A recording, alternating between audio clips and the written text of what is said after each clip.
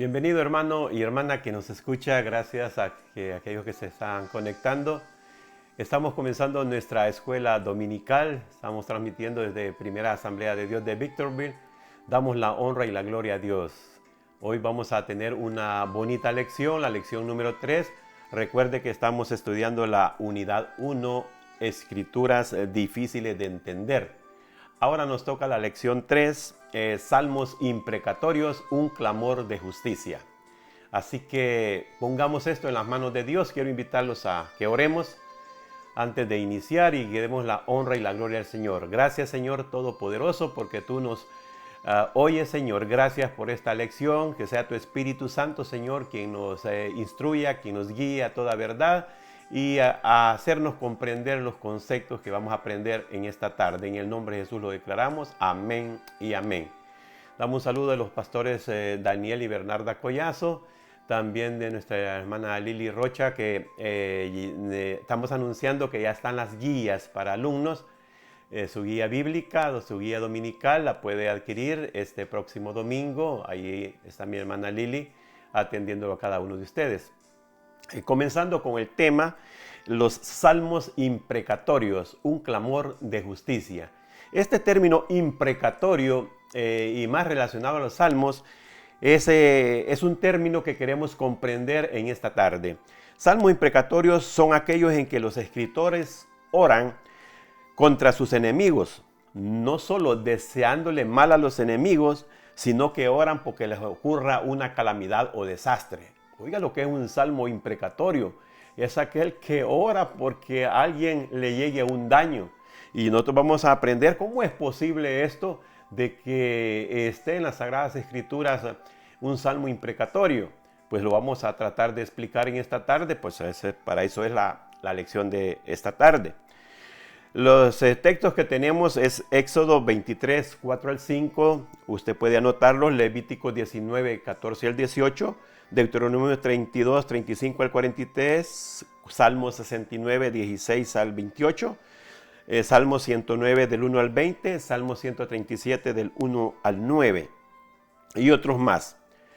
La verdad central es que Dios ordena que hagamos lo correcto y que confiemos en Él, porque Él hará lo correcto. Y iniciamos diciendo, ¿por qué un salmo imprecatorio?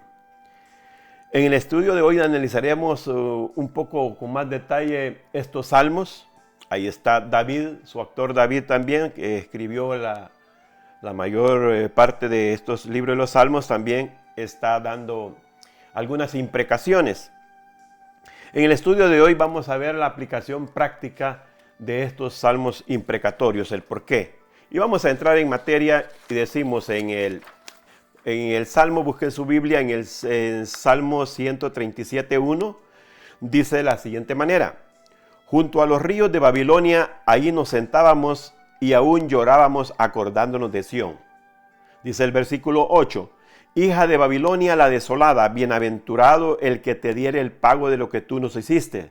Dichoso el que tomare y estrellare tus niños contra la peña. ¿Cómo es esto? ¿Cómo va a ser dichoso aquel que va a estrellar su niño contra la peña? Recuerde que aquí están escribiendo lo que estaba en la cautividad babilónica. Dice que ellos en el versículo 1 dice que se sentaban junto ahí, unos árboles ahí junto a los ríos de Babilonia. Me imagino que estos ríos de Babilonia son el Tigris y el Éufrates. Ellos estaban ahí desolados, desamparados, porque estaban cautivos. Y los babilónicos les decían, bueno, tienen que cantar para nosotros, tienen que danzar para nosotros. Y ellos con mucha tristeza en su corazón, ¿por qué? ¿Por qué lo vamos a hacer? Decía. Algo que tenemos que darnos cuenta realmente es que estos salmos imprecatorios son aquellos en que el escritor actúa de una forma, digámosle, personal. Aunque la escritura dice en el libro de Timoteo, 2 Timoteo capítulo 3, versículo 16, que toda la escritura es inspirada por Dios y útil para enseñar, para guiar, para redarguir y para instruir en justicia. Dios quiere y busca que hagamos lo bueno. Pero ¿por qué este concepto de desearle mal al otro? Y estamos viendo los cautivos, el pueblo de Dios estaba cautivo porque era un pueblo desobediente en aquel momento. Recuerde usted que siempre que venían momentos de desobediencia, siempre el pueblo le traía las consecuencias de esa desobediencia.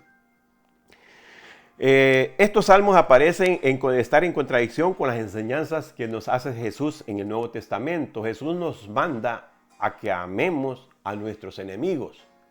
Y en los salmos imprecatorios, en las lecturas imprecatorias, está mandando a que deseemos mal a nuestros enemigos.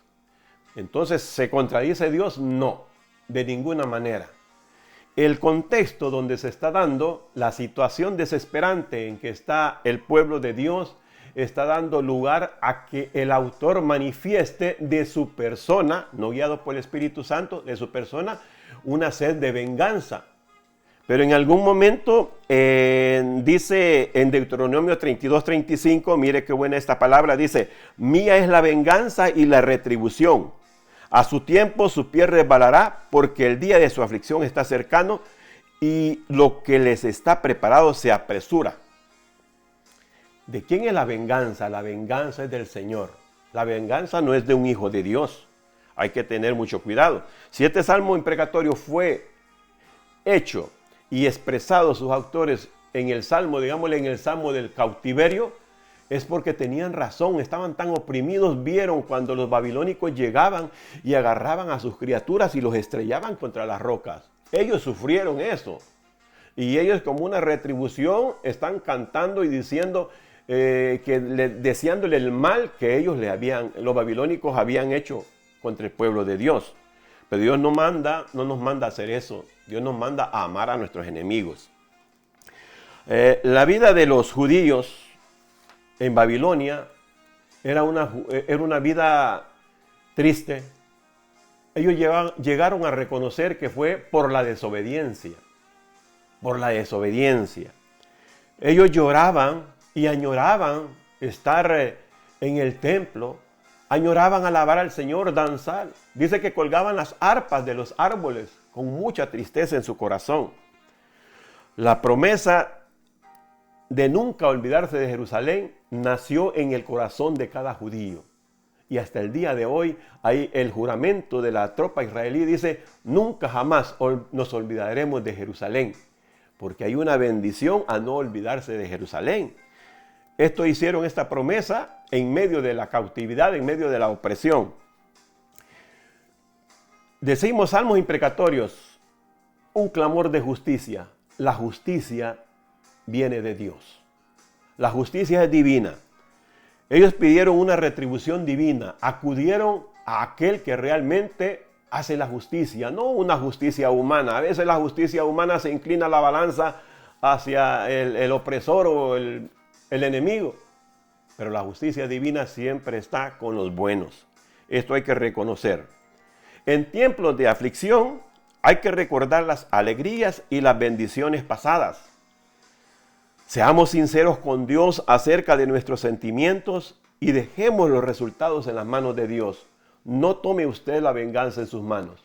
Por mucho que está ahí su enemigo fastidiándole, no tome la venganza a usted. Déjele las cosas al Señor. Deje que Dios actúe. Las oraciones, aquellas en que deseamos mal a nuestro prójimo, no fue el modelo de Jesús. Jesús siempre decía: amad a vuestros enemigos. Si aquel que te pega en una mejilla, ponle la otra.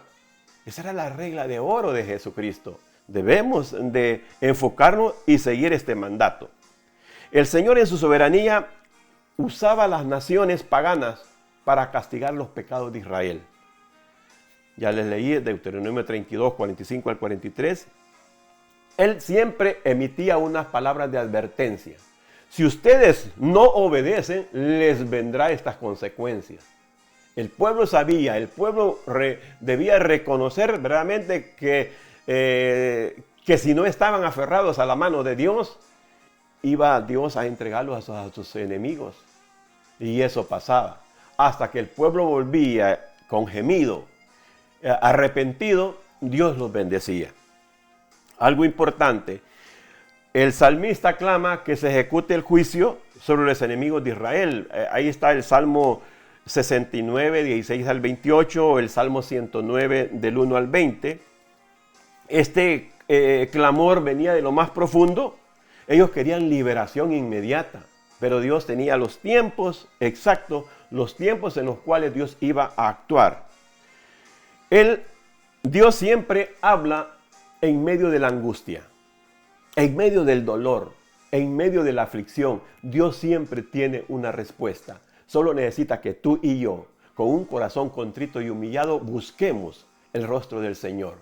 Sepamos hablar con el Señor a través de la oración y debemos de reconocer que Dios nos da buenas maneras para comportarnos con nuestro prójimo, buenas maneras para comportarse con nuestras esposas, con los esposos, con los hijos. Dios es el que está actuando grandemente. En tiempos de aflicción hay que recordar la naturaleza de Dios. Recuerde usted la naturaleza de Dios, la naturaleza de su amor, la naturaleza de su grande misericordia. La venganza de Dios es una extensión de su justicia y rectitud. Él no va a permitir que las atrocidades contra de su pueblo queden impunes. Ninguno aquel que quiera oprimir a un hijo de Dios, al pueblo de Dios, va a quedar impune. Siempre va a tener su retribución. ¿Cuál era la moralidad del Antiguo Testamento? Dice en Éxodo 23, 4 al 5, dice, si encontrares el buey de tu enemigo, a su asno extraviado, vuelve a llevárselo. Si vieres el asno del que te aborrece caído debajo de su carga, ¿le dejarás sin ayuda? Antes bien, le ayudarás a levantarlo. La forma de tratar al prójimo y a los enemigos. Es bien importante reconocer esto. En primer lugar, hay que mostrar amabilidad. Si usted es un hijo y una hija de Dios, debe manifestar realmente que Jesucristo ha cambiado su vida. Manifieste otra actitud, no la de antes. No buscar la rencilla, no buscar la enemistad. Obrar compasivamente para ayudar a otros. Esto es bien importante, la compasión. Debe de ayudar a otros. En tercer lugar dice, nos deleitamos, no debemos de deleitarnos con las desgracias ajenas, sino que al contrario, debemos de orar por alguien que está pasando una calamidad, por alguien que ha perdido un ser querido, ayudarle. Hoy es más que nunca, en medio de esta situación aflictiva de pandemia, hoy más que nunca debemos de actuar como verdaderos hijos de Dios. No busquemos la venganza, no nos alegremos porque nuestro enemigo tiene tal o cual enfermedad. No, usted y yo debemos de orar por esa persona y por su familia. La fórmula de interactuar, mire, en Levítico 19, 14 al 18 dice, no maldigas ni hagas tropezar a las personas vulnerables o discapacitados. Mucho cuidado. Tú debes de ayudar a un discapacitado. Tú debes de ayudar a una persona que es vulnerable. Tú debes de obrar y defender una justicia que viene de Dios. Hacer lo justo, hacer lo bueno. Dice también en Levítico, dice, no harás injusticia en el juicio, no se parcialice ni muestre favoritismo. Mucho cuidado con inclinar la balanza en que este tiene la razón y este no tiene la razón. No, sopese las situaciones. Oiga las dos partes y usted sea una persona equilibrada. Y trate de buscar los puntos de equilibrio, de estabilización de cualquier tipo de situación. Otro que dice Levítico en el versículo 17 dice, no odies a tus hermanos en su corazón, razona con él para no participar de su pecado. Si a usted le está manifestando a alguien odio, no le devuelva odio con odio, devuélvale amor, devuélvale compasión. Posiblemente esté pasando situaciones muy difíciles. No seas vengativo, el versículo 18 dice, no seas vengativo ni guardes rencor, más bien ama a tu prójimo como a ti mismo. Eso lo dijo también Jesús. Ama a tu prójimo como a ti mismo. En tiempos de conflicto hay que saber responder a las necesidades de mi prójimo y aún de nuestros enemigos. Como cristianos temerosos de Dios, reflejemos nuestra relación con Él y mostremos su amor y la misericordia de Dios. Por último, yo quiero hacerle un llamado. No nos corresponde a nosotros llevar a cabo los juicios que le pertenecen solo a Dios. Dios en su inmensa soberanía, solo Él puede emitir juicios sin maldición. Nuestra boca debe ser una fuente de bendición, una fuente de agua dulce, de bendición para otros. Dios puede obrar en nuestra vida y en la vida de aquellos que nos han perjudicado. Dios obra grandemente en las personas que son nuestros enemigos. Respondamos con amor, aun cuando sea difícil, que su amor fluya a través de nosotros, incluso ante un trato injusto. Usted debe demostrar amor. Ore por alguna persona que lo ha perjudicado, por alguien que ha deseado un mal contra usted. Trate de restaurar esa relación de enemistad y no se quede en que me quiero vengar, le voy a hacer esto. No, ya no eso. Eso ya no es parte de una vida cristiana. Y por último, yo quiero dejarle la lectura de Santiago capítulo 4, versículo 12. Dice de la siguiente manera: no hay más que un solo legislador y juez, aquel que puede salvar y destruir. Tú, en cambio, ¿quién eres para juzgar a tu prójimo? Mire qué buena esta palabra. Se lo repito. No hay más que un solo legislador y juez, aquel que puede salvar y destruir. Tú, en cambio, ¿quién eres para juzgar a tu prójimo? No nos compete a nosotros el juzgar a los demás.